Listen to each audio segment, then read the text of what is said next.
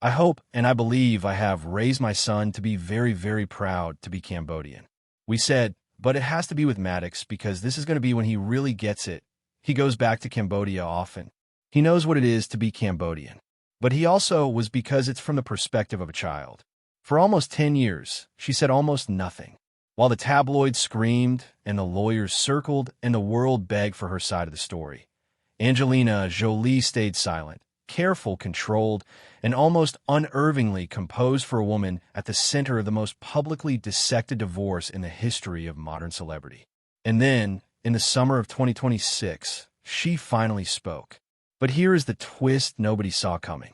The most devastating thing Angelina Jolie ever said about Brad Pitt was not an accusation. It was not a tirade. It was not the explosive, detailed account that entertainment journalists have been waiting nearly a decade to hear. It was 4 quiet words about her own broken spirit. And the loudest exposure of all came not from her at all, but from his 6 children who, one by one, have been quietly erasing his name from their own identities in ways that no publicist arranged and no interview prompted. The silence that said everything. To understand why Angelina Jolie's recent words landed like a bombshell, you have to understand how rarely she speaks at all and how deliberately she has constructed that silence as a form of power rather than retreat. Since filing for divorce in September of 2016, Jolie has been remarkably disciplined in public, at a level that people who work in crisis communications professionally have noted as almost unusually controlled for someone navigating a situation of this magnitude. While the breakup of Hollywood's most famous couple became a decade-long spectacle that generated an estimated billions of words of coverage across every form of media that exists, she largely refused to litigate it through the press.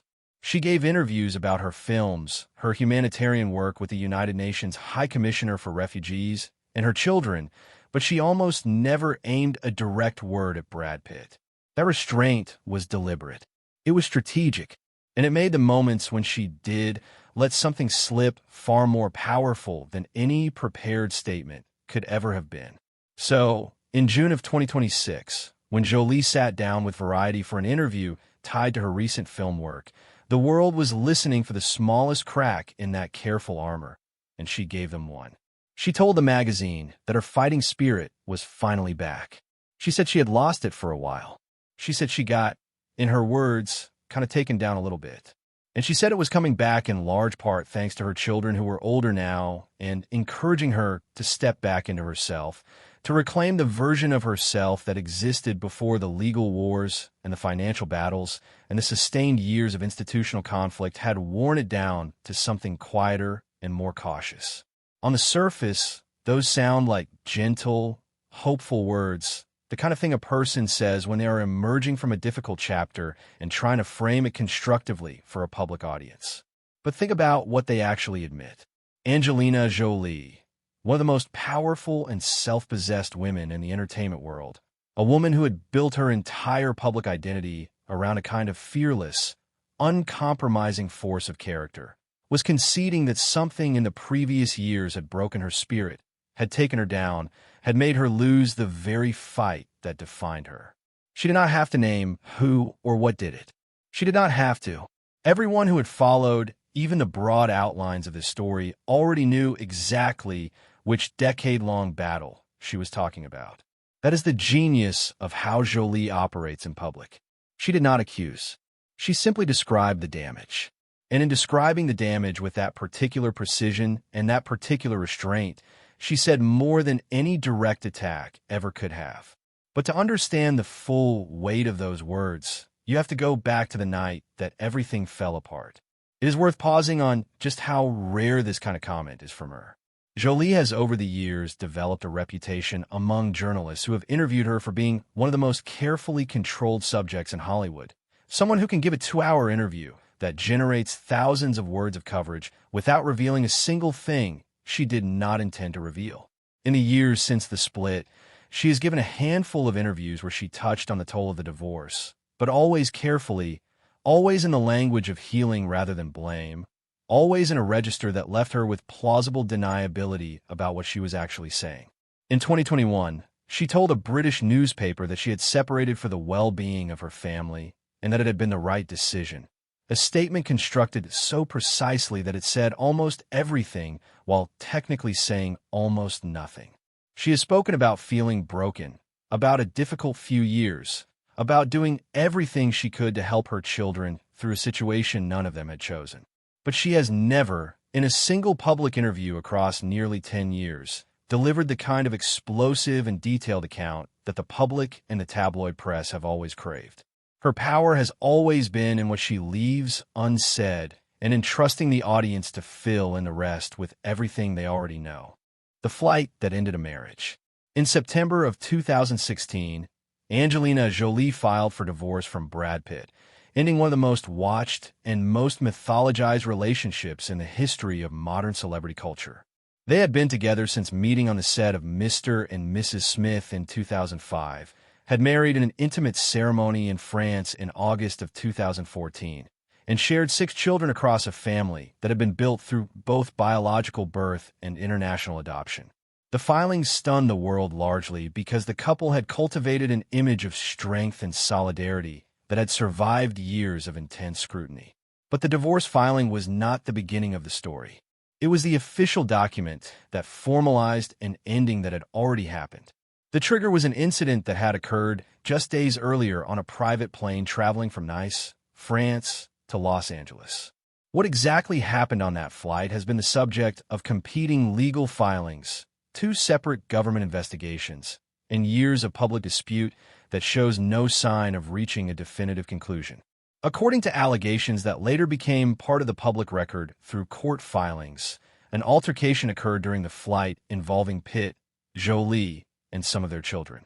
Jolie would later allege in detailed court documents that Pitt had been physically and verbally abusive on that plane, that he had grabbed her, that he had poured beer and wine on the family, and that he had behaved in a manner that left the children visibly frightened. The incident was investigated by both the Federal Bureau of Investigation and the Los Angeles Department of Children and Family Services in the weeks following the flight. Both investigations concluded without charges being filed against Pitt. His legal team has consistently characterized both outcomes as a full vindication of his account of events. Pitt himself has consistently denied the allegations of abuse in every form they have appeared, and his representatives have responded to each new legal filing from Jolie's team with detailed and emphatic pushback. It is important to be fair and accurate here because the details matter. These are allegations that originated from one side of a bitterly contested legal dispute. The official investigations did not result in charges. Pitt has denied wrongdoing firmly and repeatedly. What is not in dispute, and what both sides agree on as a factual matter, is that this incident on this flight was the breaking point of a marriage. Whatever happened in that cabin at altitude over the Atlantic, it ended a relationship that had survived a decade of extraordinary pressure from the outside world, and it triggered a legal battle over children and assets that would continue grinding forward for the next 9 years, and arguably continue still. The children start erasing the name. Here is the storyline that the loudest headlines have consistently underplayed, and it is in many ways the most genuinely significant part of this entire saga, because it involves people making choices freely and on their own authority. While Angelina Jolie was maintaining her public discipline and choosing her words with extraordinary care, her children were making a statement that required no words at all. One by one, across a period of roughly 2 years, they began the process of removing Pitt from their names. It started with Shiloh. On her 18th birthday in May of 2024, Shiloh Jolie Pitt, who had been named jointly after both parents, filed a petition at a Los Angeles County courthouse to legally drop the Pitt from her surname and be known going forward simply as Shiloh Nouvelle Jolie. The legal change was confirmed and made official in the months that followed. The significance of this decision extended well beyond its symbolic weight. Shiloh was the only biological daughter Brad Pitt and Angelina Jolie had together. The child Pitt had spoken about in interviews with particular tenderness and pride over the years. And she paid for the legal filing herself, reportedly drawing on her own funds, without legal representation, making the choice as cleanly and independently as it was possible to make it. Then came Zahara. During the same period, when Zahara was introduced to her sorority sisters at Spelman College, one of the most historically significant historically black colleges in the United States. She introduced herself as Zahara Marley Jolie. When she later crossed the graduation stage to collect her degree, she did so under that same name. The Pitt was absent. Vivian followed in a different context, but with equal clarity.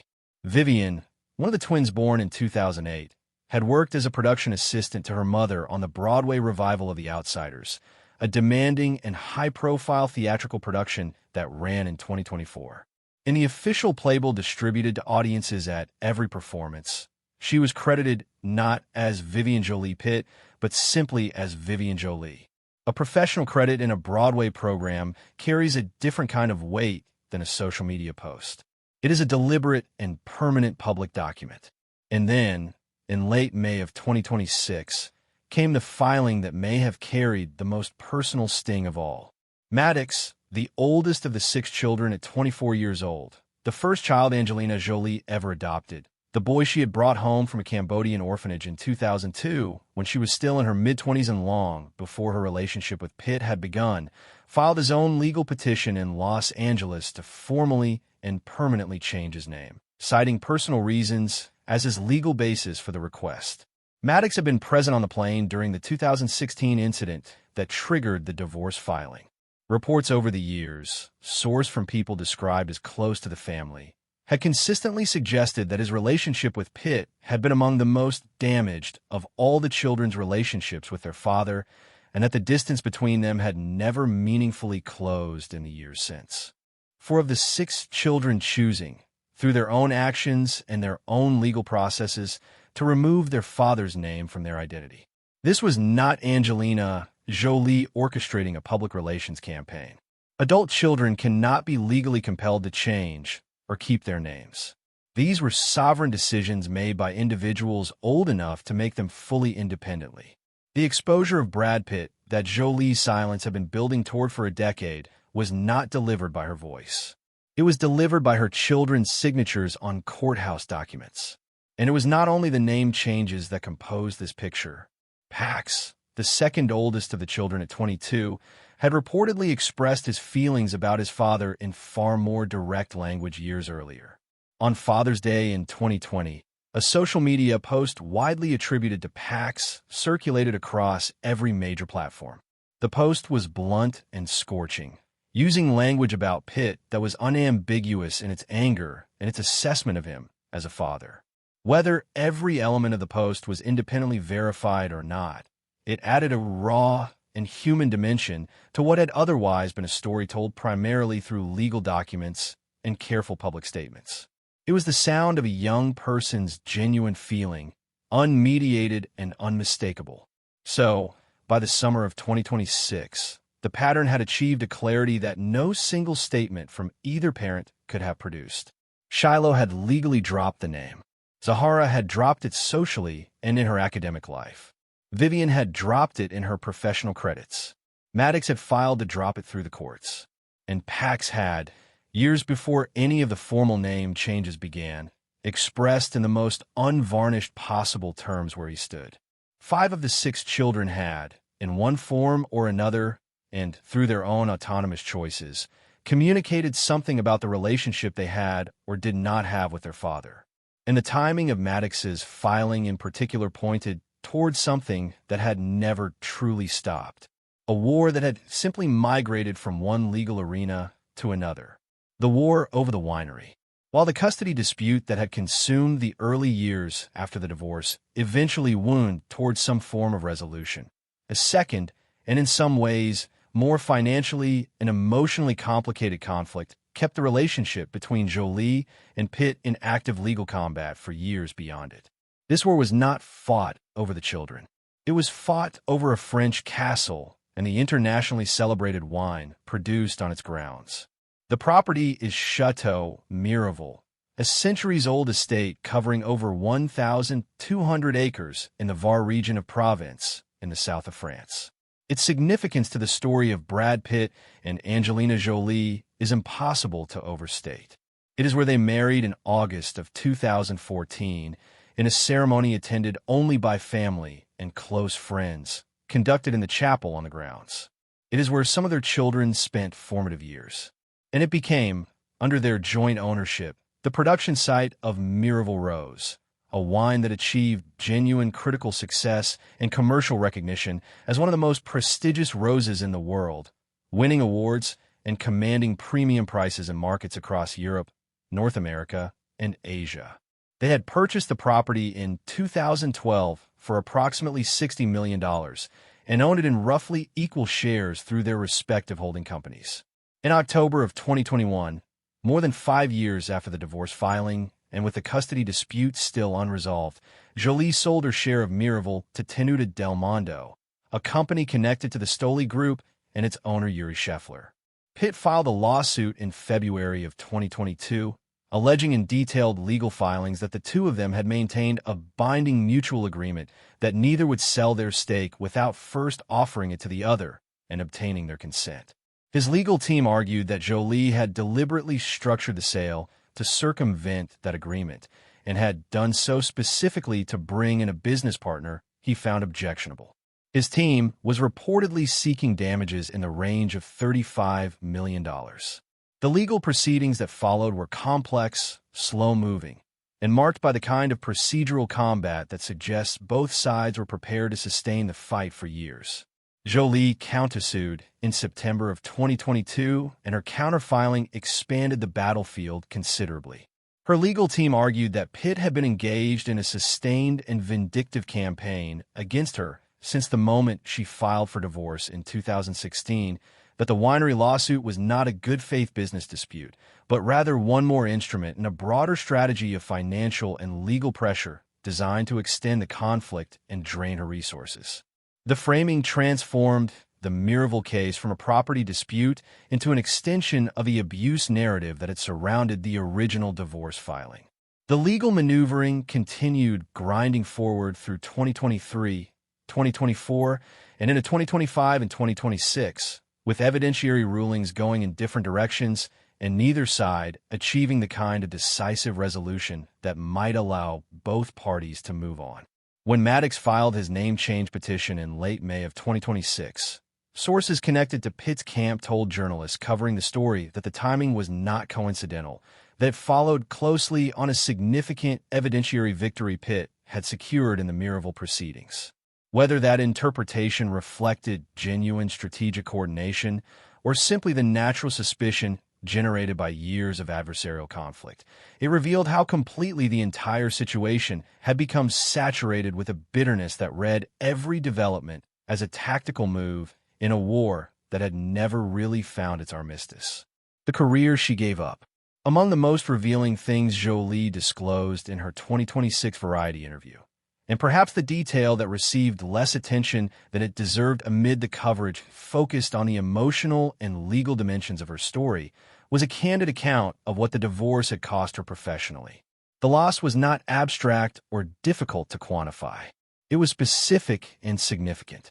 Jolie explained that she had actually made the decision to step away from acting before the divorce proceedings began.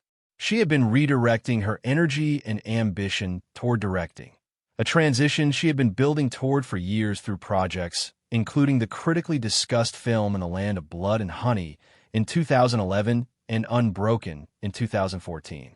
What she actually exposed. Let us be precise about what Angelina Jolie did and did not do, because the distinction matters and the truth is considerably more interesting than either a simple condemnation or a simple defense. She did not hold a press conference. She did not publish a memoir with annotated receipts. She did not, in her June 2026 Variety interview, introduce new allegations or level accusations she had not previously made through legal channels. What she did was quieter and in many respects far more effective than any of those approaches would have been. She admitted, in measured and carefully chosen language, that the preceding years had diminished something essential in her.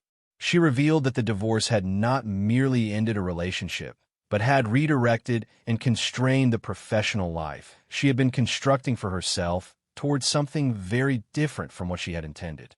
And she pointed, without pointing directly at anything, at the fact that the people who know both her and her former husband with the greatest intimacy and the longest perspective had organized themselves around her. The genuine exposure in this story is not contained in a single statement or a single interview. It is structural. It is built from layers of publicly available information that accumulated over a decade without requiring Jolie's narration to be legible. It is 6 children, 4 of whom have taken concrete and legally binding steps to separate their identities from their father's name. It is a winery lawsuit in which her legal team has formally alleged a pattern of vindictive conduct extending across nearly a decade. It is 2 government investigations by the FBI and by Los Angeles Child Services that were triggered by allegations serious enough to require investigation at that level, even if they did not produce charges. And it is 10 years of a woman declining to publicly fight while the evidence of how her family had fractured materialized in courtrooms and on graduation stages, and in Broadway programs, and in courthouse petitions filed by her own adult children on their own initiative and at their own expense. Fairness requires acknowledging what is complicated here, because what is complicated is real and important and not reducible to narrative convenience. Brad Pitt has denied the abuse allegations consistently, completely, and from the earliest moment they became public. 2 official investigations, each conducted by agencies with the authority and the resources to pursue charges if the evidence supported them, concluded without filing any charges against him. He has his own account of what happened on that flight and in the years that followed, and that account has been stated and restated through his legal representatives with equal firmness.